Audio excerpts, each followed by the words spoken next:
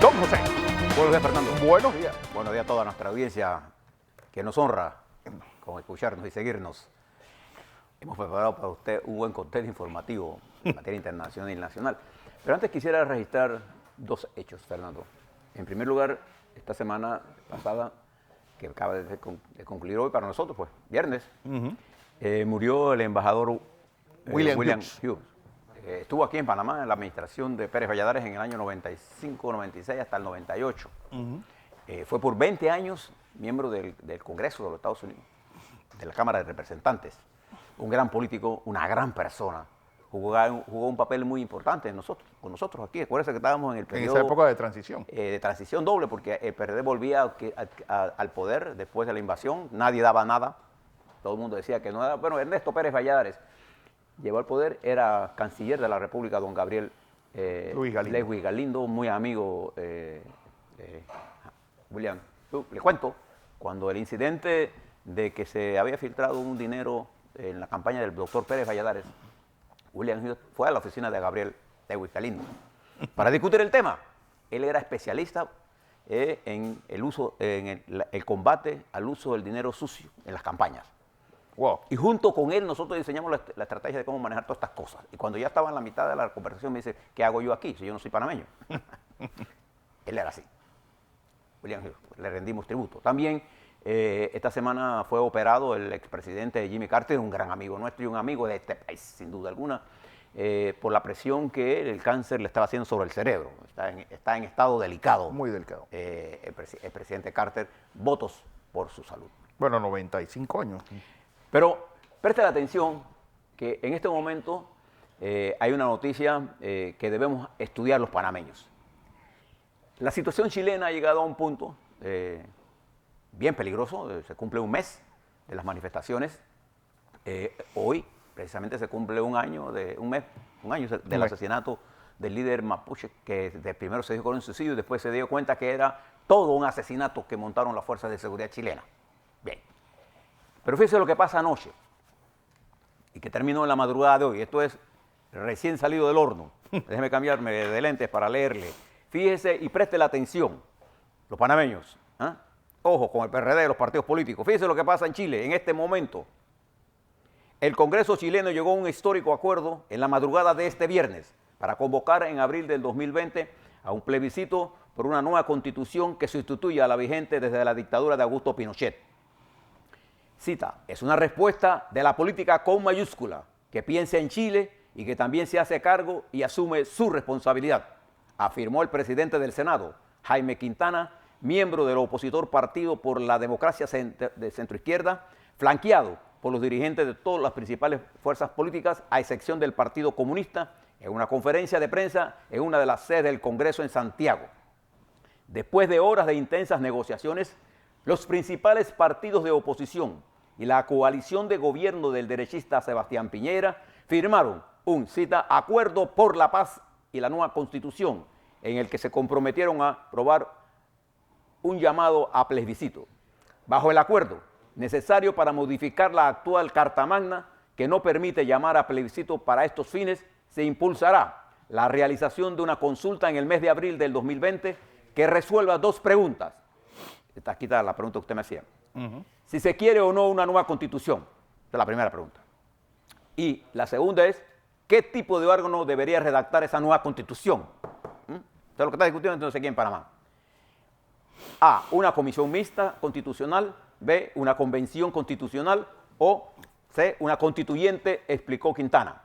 La convención mixta constitucional impulsada por los partidos de la coalición de gobierno derechista será integrada en partes iguales por miembros elegidos para este efecto y parlamentarios en ejercicio, mientras que en la convención constitucional promovida por los partidos de la oposición, todos sus integrantes serían elegidos específicamente para esta ocasión.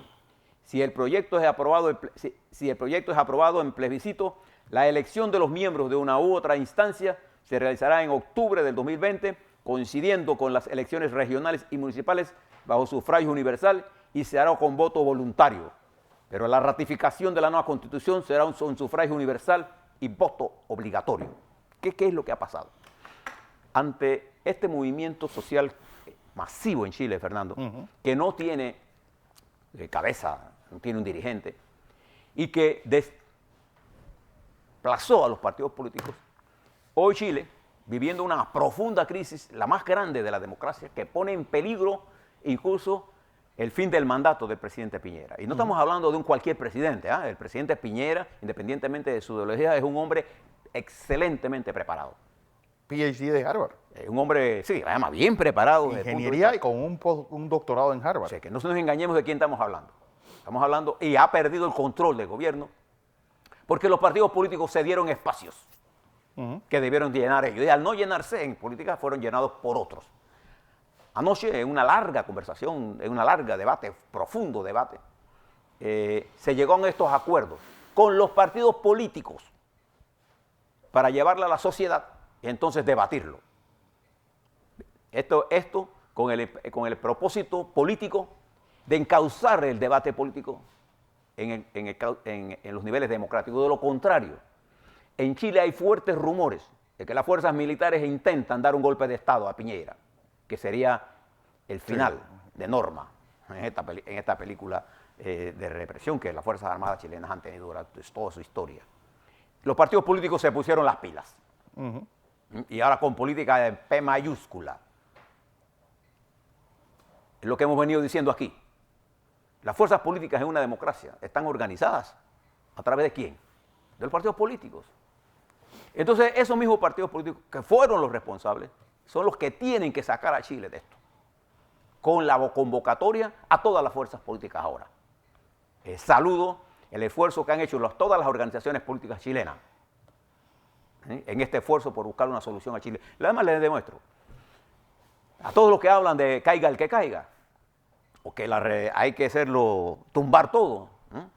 Bien, Chile en este momento se encuentra en una seria crisis económica.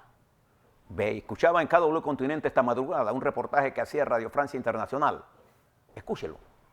Una mujer decía, nosotros somos 3 hijos de una madre soltera. Todos trabajamos y vivimos juntos. Una mujer. Entre todos no ganamos para pagar la comida y los pagos del mes. Al final del mes no tenemos plata para comprar nada. Esa es nuestra realidad. Bueno, Chile hoy está peor. El peso se ha devaluado.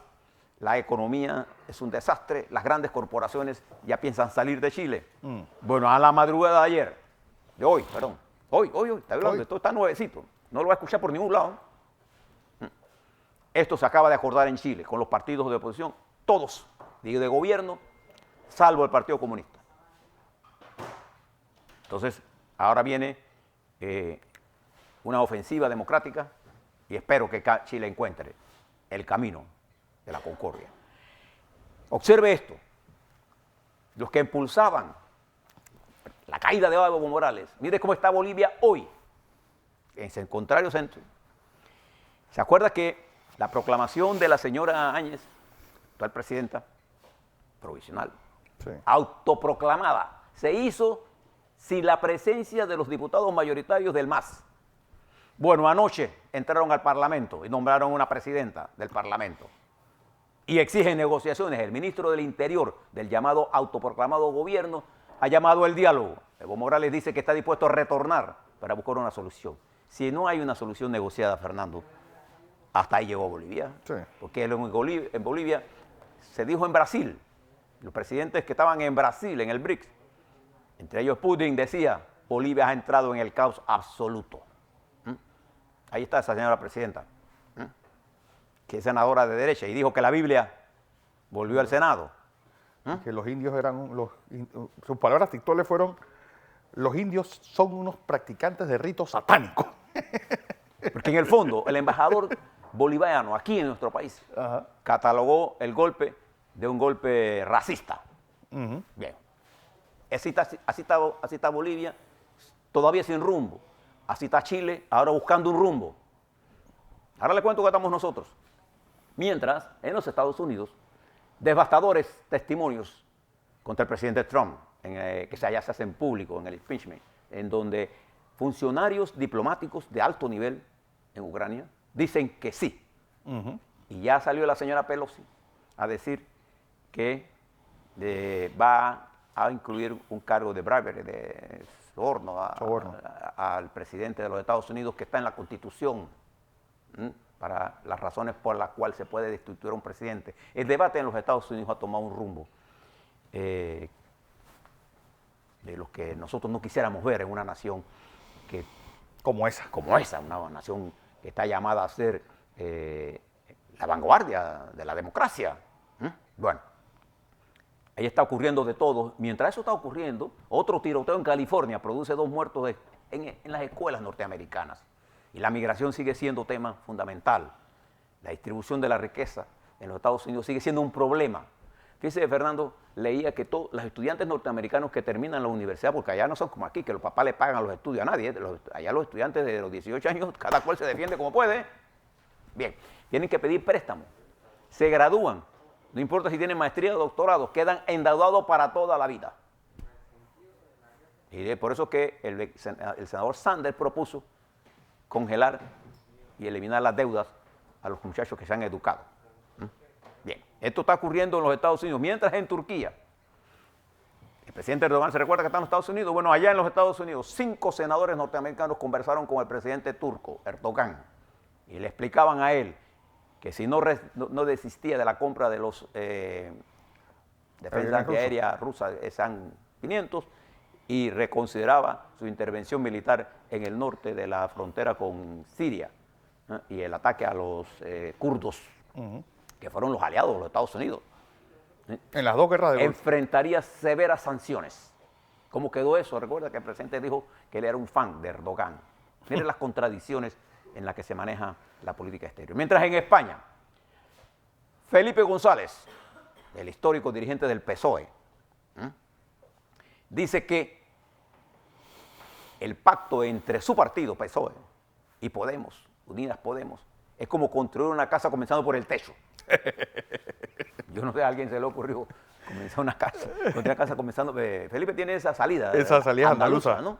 Y dice, Felipe, por aquí lo anoté, porque me gustó, si tengo por aquí un papelito, así que está. Dice Felipe González, los jóvenes sienten orfandad representativa que los alejan del deseo de votar.